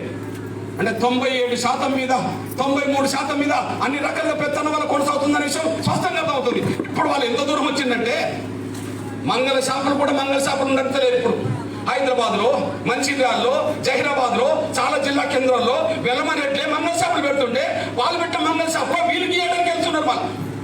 వాళ్ళు పెట్టిన మంగళ షాపులో వీళ్ళు మనం చేయడానికి వెళ్తున్నారు. చివరికి ల్యాండ్రీలు ఏదైతే ఇస్త్రీ చేసే ఉండేదో అవి కూడా వెలమరెడ్డి చేతులు పెట్టుకుంటే మళ్ళీ అక్కడికి పోయి వీళ్ళు పనిచేసి వస్తుంది శాఖలో. అంటే అన్నిట్లను కబలిస్తున్నారు అనడానికి, అన్ని రంగాలను కబలిస్తున్నానికి ఇది సాక్ష్యం అని కూడా మీరు మర్చిపోతారు సహనం కోరుతున్నాం. ఇవన్నీ మాట్లాడే దమ్ము కాంగ్రెస్ ఉన్నదా? ఇవన్నీ మాట్లాడదామా బీజేపీ ఉన్నదా? వాళ్ళు ఒకటే అనేసి కూడా స్పష్టంగా రుజువు అవుతుంది. మరి వాళ్ళు ఒకటైనప్పుడు ఎస్సీలము బీసీలము మైనార్టీలు మనం ఎందుకు ఒకటి కావద్దు? చివరికి కేసీఆర్ గారు వెలమరెట్లకు 10 ఇచ్చింది కదా. నేను అదే అగ్రకులాల గురించి మాట్లాడుతున్నా. మరి బ్రాహ్మణుల వయసులు ఉన్నారు కదా, మరి బ్రాహ్మణుల వయసులకు ఒక్కొక్కటి ఇవ్వచ్చు కదా. వెలమని 4 తీసుకోవడం కంటే, రెడ్లకు 6 మంత్రి పదవులు ఇవ్వడం కంటే, మరి బ్రాహ్మణుల కోటి వయసుల కోటి మంత్రివర్గ స్థానం ఇవ్వచ్చు కదా. అంటే బ్రాహ్మణ వయసులు కూడా వాళ్ళు దోసుకున్నట్టే కదా. ఇట్లాంటి పరిస్థితిలో ప్రశ్నించేవాడు లేకపోతే అన్ని రకాల దోపిడీ పెరిగేటట్టున్నదని కూడా మీరు మర్చిపోదని సాయం కోరుతున్నాను. ఆ ప్రశ్నించడం కోసమే, మన వర్గాల పక్షాన్ని గట్టిగా మాట్లాడడం కోసమే ఈ నాగార్జున సాగర్ ఉప ఎన్నికల్లో ఇక్కడ అభ్యర్థులు పెట్టాల్సి వస్తుందనేసి కూడా మీరు మర్చిపోతారు సాయం కోరుతున్నాను. ఇక్కడ ఎందుకు పెడుతున్నాం? పని లేకనా, పాట లేకనా? మన వర్గాల పక్షాన్ని అసెంబ్లీలో మాట్లాడేటోళ్ళు ఎవరు లేరు అని, మన వర్గాల పక్షాన్ని గట్టిగా మాట్లాడేటోళ్ళు ఎవరు లేరని, ఇక్కడ నుంచి కనుక ఒక వ్యక్తిని, ఒక బలహీన వర్గాల వ్యక్తిని, ఒక దళిత వ్యక్తిని ఇక్కడ నుంచి అసెంబ్లీ పంపిస్తే కేసీఆర్ చొక్కా పట్టుకొని సరే మన వర్గాల భవిష్యత్తును కాపాడుకోవడానికి అవకాశం ఉంటుందని దాని మీదనే ఇక్కడ అభ్యర్థిని పెడుతున్నాం అనేసి కూడా మీరు మర్చిపోతాం సార్. నేను కోరుతున్నాం, అభ్యర్థిని పెట్టి గెలిపిస్తే మీకు ఇచ్చే మాట నేను ఇస్తున్నా. అభ్యర్థిని పెట్టి గెలిపిస్తే అందరికి నిలబడితే మీకు ఇచ్చే మాట నేను ఇస్తున్నా. ఏ కేసీఆర్ అయితే ఏ విషయంలో మాట తప్పిండో వాటన్నిటిని అమలు చేయించే బాధ్యత నేను తీసుకుంటా. నేను ఎమ్మెల్యేని కాకుండానే, ఎంపీని కాకుండానే ఇవన్నీ సాధించి పెట్టాను కదా మీ ఇళ్ళల్లో అన్నిట్లో. మరి నాకు ఒక ఎమ్మెల్యేని మీరు తోడిస్తే, నాకు ఒక ఎమ్మెల్యే అవకాశం మీకు తోడిస్తే, ఇంకా ఏదైనా సాధించి పెట్టడానికి నేను బయట కొట్లాడితే లోపల మాట్లాడటం తయారు చేస్తున్నట్టు అవుతుంది కదా. అందుకు నాకు సాయం చేయాల్సిందిగా విజ్ఞప్తి చేస్తున్నాను. వాళ్ళు డబ్బులు ఇస్తే మీరు ఓట్లేస్తే మన బతుకులు ఎప్పుడు మారు. ఎల్లకాలం వాళ్ళు ఇచ్చేటోళ్ళే ఉంటారు, మనం తీసుకునేటోళ్ళే ఉంటాం. ఎల్లకాలం వాళ్ళ బాటిల్ పంపుతారు, మనం తాగేటోళ్ళు ఉంటాం. అంటే మనం తాగడం, డబ్బులు ఇస్తే ఓట్లేయడం తప్ప మన జీవితాలు బాగుపడనేసి కూడా మీరు మర్చిపోదని సహనం కోరుతున్నాను. నేను ఎవరి పక్షాన్ని మాట్లాడుతున్నా? నేను మాదిగల పక్షాన్ని మాట్లాడతలేదు. నేను మాదిగల పక్షాన్ని మాట్లాడుతున్నా, దళిత మాలల పక్షాన్ని మాట్లాడుతున్నా, బీసీల పక్షాన్ని మాట్లాడుతున్నా, దళితుల పక్షాన్ని మాట్లాడుతున్నా, ఎస్టీల పక్షాన్ని మాట్లాడుతున్నా, ముస్లింల పక్షాన్ని మాట్లాడుతున్నా, వైశ్యుల పక్షాన్ని మాట్లాడుతున్నా, బ్రాహ్మణుల పక్షాన్ని మాట్లాడుతున్నా, పేదలందరి పక్షాన్ని మాట్లాడుతున్నా. నేను ఒక పేద వర్గాల బిడ్డను తప్ప నేను అందరి కోసం మాట్లాడుతున్నాను కూడా మీరు మర్చిపోతాను సహనం కోరుతున్నాను. ఇట్లాంటి పరిస్థితిలో కేసీఆర్ ఏం చేయలేదో అది నేను చేసి పెడతాను. కేసీఆర్ ఏం చేయలేదు, నేను చేయలేదు. ఏం చేయాలో చెప్తున్నాను చూడండి, ఏం చేయాలో చెప్తున్నాను చూడండి. కేసీఆర్ 3 ఎకరాలకు పంపిణీ చేస్తా ఉన్నాడు. ఏడ చేసేది? ఎస్సీలకు ఇంకా పేద వర్గాలకు 3 ఎకరాల పంపిణీ చేస్తా ఉన్నాడు. ఆయన చేస్తామని 7 ఏళ్ళు కలిసి చేయలేదు. కానీ ఒక్క అవకాశం ఇక్కడ నిలబెట్టిన అభ్యర్థికి మీరు సహకారం చేయండి, మీరు అండగా నిలబడండి. ఖచ్చితంగా ప్రతి పేద కుటుంబానికి దగ్గర భూమి ఉండాలి, లేదా డబ్బు ఉండాలి. అంతే. కూలీలు అనే మాట వినొద్దు, పేదోళ్ళు అనే మాట వినొద్దు. కూలీలు అన్న మాట ఎప్పుడు వింటారు? మన భూమి లేకపోతే కూలీలు అంటారు. డబ్బు ఉంటే మనకు పేదోళ్ళు అన్నారు కదా, డబ్బు ఉంటే పేదోళ్ళు అన్నారు కదా. ఇది నా బాధ్యత. యానుండి తెస్తావు డబ్బు అంటారు. కేసీఆర్ ఒక కాళేశ్వరం ప్రాజెక్టు కట్టడానికి 1,15,000 కోట్లు ఖర్చు పెట్టిండు. యానుండి తెచ్చి కేసీఆర్ ఒక కాళేశ్వరం ప్రాజెక్టు కట్టడం కోసం 1,15,000 కోట్లు ఖర్చు పెట్టిండు. యానుండి తెచ్చిండు. బడ్జెట్ ఉండే కదా. నేను అంటున్నా, ఒక కాళేశ్వరం ప్రాజెక్టు కోసం 1,00,000 కోట్ల పైగా ఖర్చు పెడితే ఆడ భూమి లేని వాళ్ళకి ఏమైనా నీళ్ళు వస్తాయా? ఇక్కడికి ఏమైనా నీళ్ళు వస్తాయా? ఇక్కడికి నీళ్లు రావు, అక్కడ భూమి లేని వాళ్ళకు నీళ్లు రావు. మరి అక్కడ భూములు ఉన్న వాళ్ళ కోసమే 1,00,000 కోట్లు ఖర్చు పెడితే భూమి లేని వాళ్ళకు భూమి కొనుగోలు చేయడానికి అవసరమంటే డిపాజిట్ ఒక్కొక్కరి పేరుతో 30 లక్షలు ఇవ్వడానికి నేను 1,00,000 కోట్లు ఖర్చు పెడితే తప్పెట్లు అవుతుంది. భూమి లేని వాళ్ళ కోసం 1,00,000 కోట్లు ఖర్చు పెడితే తప్పెట్లు అవుతుంది. ఆయన భూస్వామి కాబట్టి భూస్వాముల కోసం చూస్తున్నాడు. నేను పేదోని కాబట్టి నేను పేదల గురించి చూస్తాను. ఆయన బడ్జెట్ భూస్వాములకు ఉపయోగపడుతుంది, నా బడ్జెట్ పేదలకు ఉపయోగపడుతుంది. రెండో విషయం మీరు గమనించండి.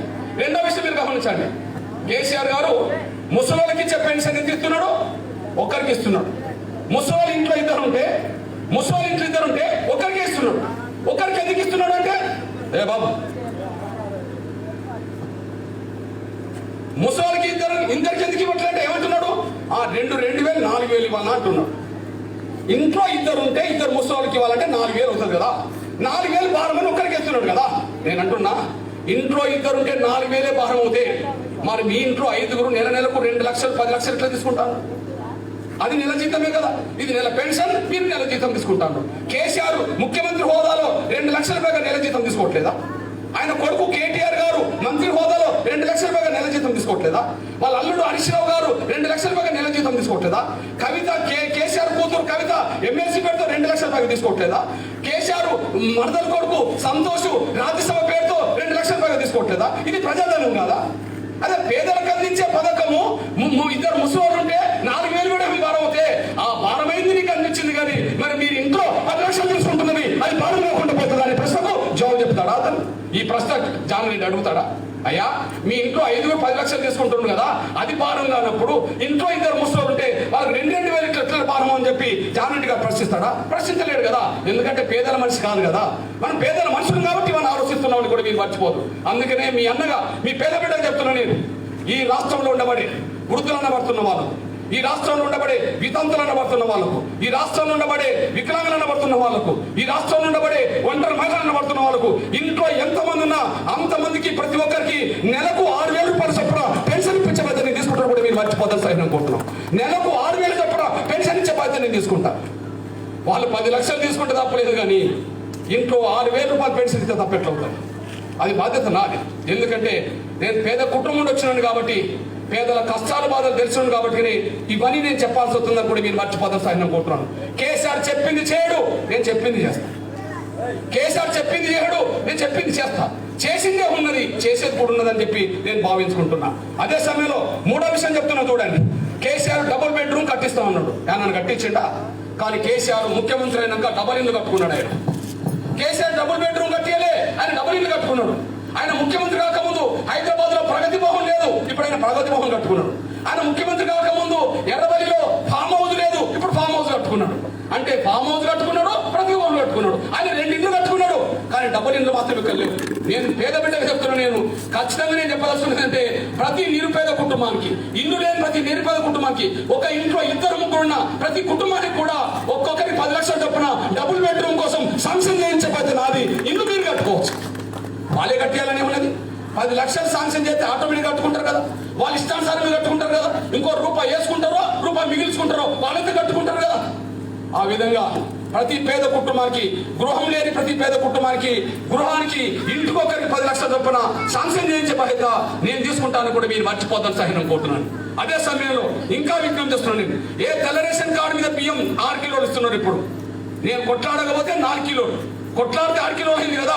ఇప్పుడు నాకు అండగా ఒక అభ్యర్థి నిలబెడితే మీరు అండగా నిలబడి ఓటేసి గెలిపించండి. ఖచ్చితంగా ఒక్కొక్కరికి 4 కిలోల బియ్యం, ప్రతి కుటుంబంలో ప్రతి ఒక్కరికి 12 కిలోలు సన్న బియ్యం ఇప్పించబోతే నేను తీసుకుంటాను కూడా మీరు మర్చిపోతారు సార్. నేను కోరుతున్నాను, దొరలోమో సన్న బియ్యం తినాలి, పేదలమో దొడ్డు బియ్యం తినాలనే సూత్రాన్ని పక్కకు పెట్టి ఎవరైనా ఒకే రకం బియ్యం తినే విధంగా, మీరైనా మేమైనా ఎవరైనా సరే ఒకే రకం బియ్యం తీసుకునే విధంగానే, భోజనం చేసే విధంగానే ఖచ్చితంగా ప్రతి పేద కుటుంబానికి ఒక్కొక్కరి 12 కిలోల బియ్యాన్ని, అదే సమయంలో సన్న బియ్యాన్ని ఇప్పించేవైతే నేను తీసుకుంటాను కూడా నేను మర్చిపోతాను సార్. నేను కోరుతున్నాను. ఇవన్నీ ఎందుకు చెప్తున్నా అంటే, నేను మళ్ళీ చెప్తున్నా, జానారెడ్డి గారి లాగా బంగ్లాలో పుట్టలే, కేసీఆర్ లాగా నేను గడిలో పుట్టలే. నేను వరంగల్లో ఒక పూరి గుడిసెలు పుట్టాను. వాళ్ళకు కష్టాల బాధలు తెలుసు, నాకు కష్టాల బాధలు తెలుసు కాబట్టి నా పేదలందరి కోసం నా వంతు పాత్ర పోషిస్తూ ఇవాళ మీ దగ్గరకు వచ్చిన కూడా మీరు మర్చిపోతాను సార్. నేను కోరుతున్నాను. ఇప్పుడు చెప్పండి, జానారెడ్డి గారు మీకు ఏదైనా సహాయం చేసింది అనుకుంటే ఆయనకే మీరు ఎక్కువ సహాయం చేశారు.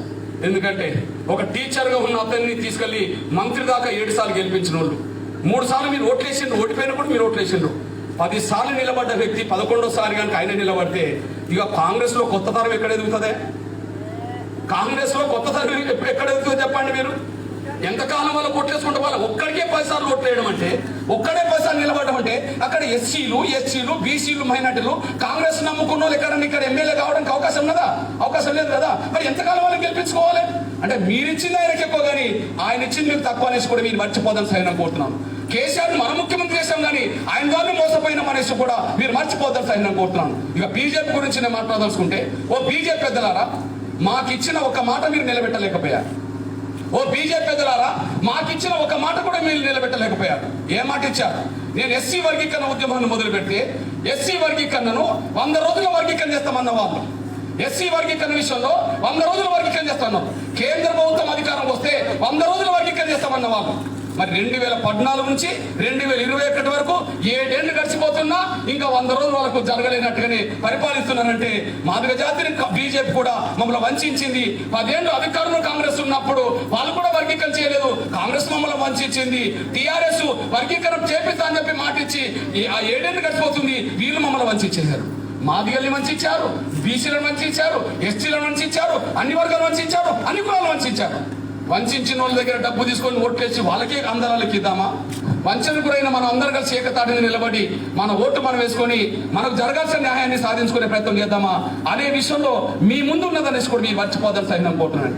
నేను మాత్రం జానారెడ్డి లాగా ఉన్నోళ్ళ మనిషిని కాదు, నేను భూస్వాముల మనిషిని కాదు. కేసీఆర్ లాగా ఉన్నోళ్ళ మనిషిని కాదు, భూస్వాముల మనిషిని కాదు. బీజేపీ నినాదం నరేంద్ర మోడీ గారు 2014లో మాకు అధికారం వస్తే ప్రతి పేద కుటుంబానికి 15 లక్షలు వాళ్ళ బ్యాంక్ ఖాతాలు వేస్తా ఉన్నారు. 15 లక్షలు లేవు, ఇంకా ఏం లేదని కూడా మీరు మర్చిపోద్దని సాయం అనుకుంటారు. అందరు మనల్ని వంచిన వాళ్ళే తప్ప మన కోసం పాటుపడ్డోళ్ళు ఎవరు లేరనేసి కూడా మీరు మర్చిపోద్దని సాయం కోరుకుంటూ, నేను మాత్రం నా వంతుగా 27 సంవత్సరాల ఉద్యమంలో నా ఒంటి మీద కండువ ఎప్పుడు మారలే. నన్ను ఎప్పుడు మీరు టీవీలో చూసినా, నన్ను ఎప్పుడు మీరు పేపర్లో చూసినా, నా ఒంటి మీద నల్ల కండువ ఎప్పుడు మారలే. జానారెడ్డి గారు ఒంటి మీద 3 కండువలు మారాయి. ఒకనాడు జనతా పార్టీ, ఒకనాడు టీడీపీ, ఇప్పుడు కాంగ్రెస్. మొన్న మిస్ అయింది, లేదా టీఆర్ఎస్ అయిపోయింది. మీ అందరూ తెలిసిన విషయమే. కొద్దిగా ఏ కారణం వల్లనో మిస్ అయింది, లేదా టీఆర్ఎస్ కండువ కప్పుకునేది.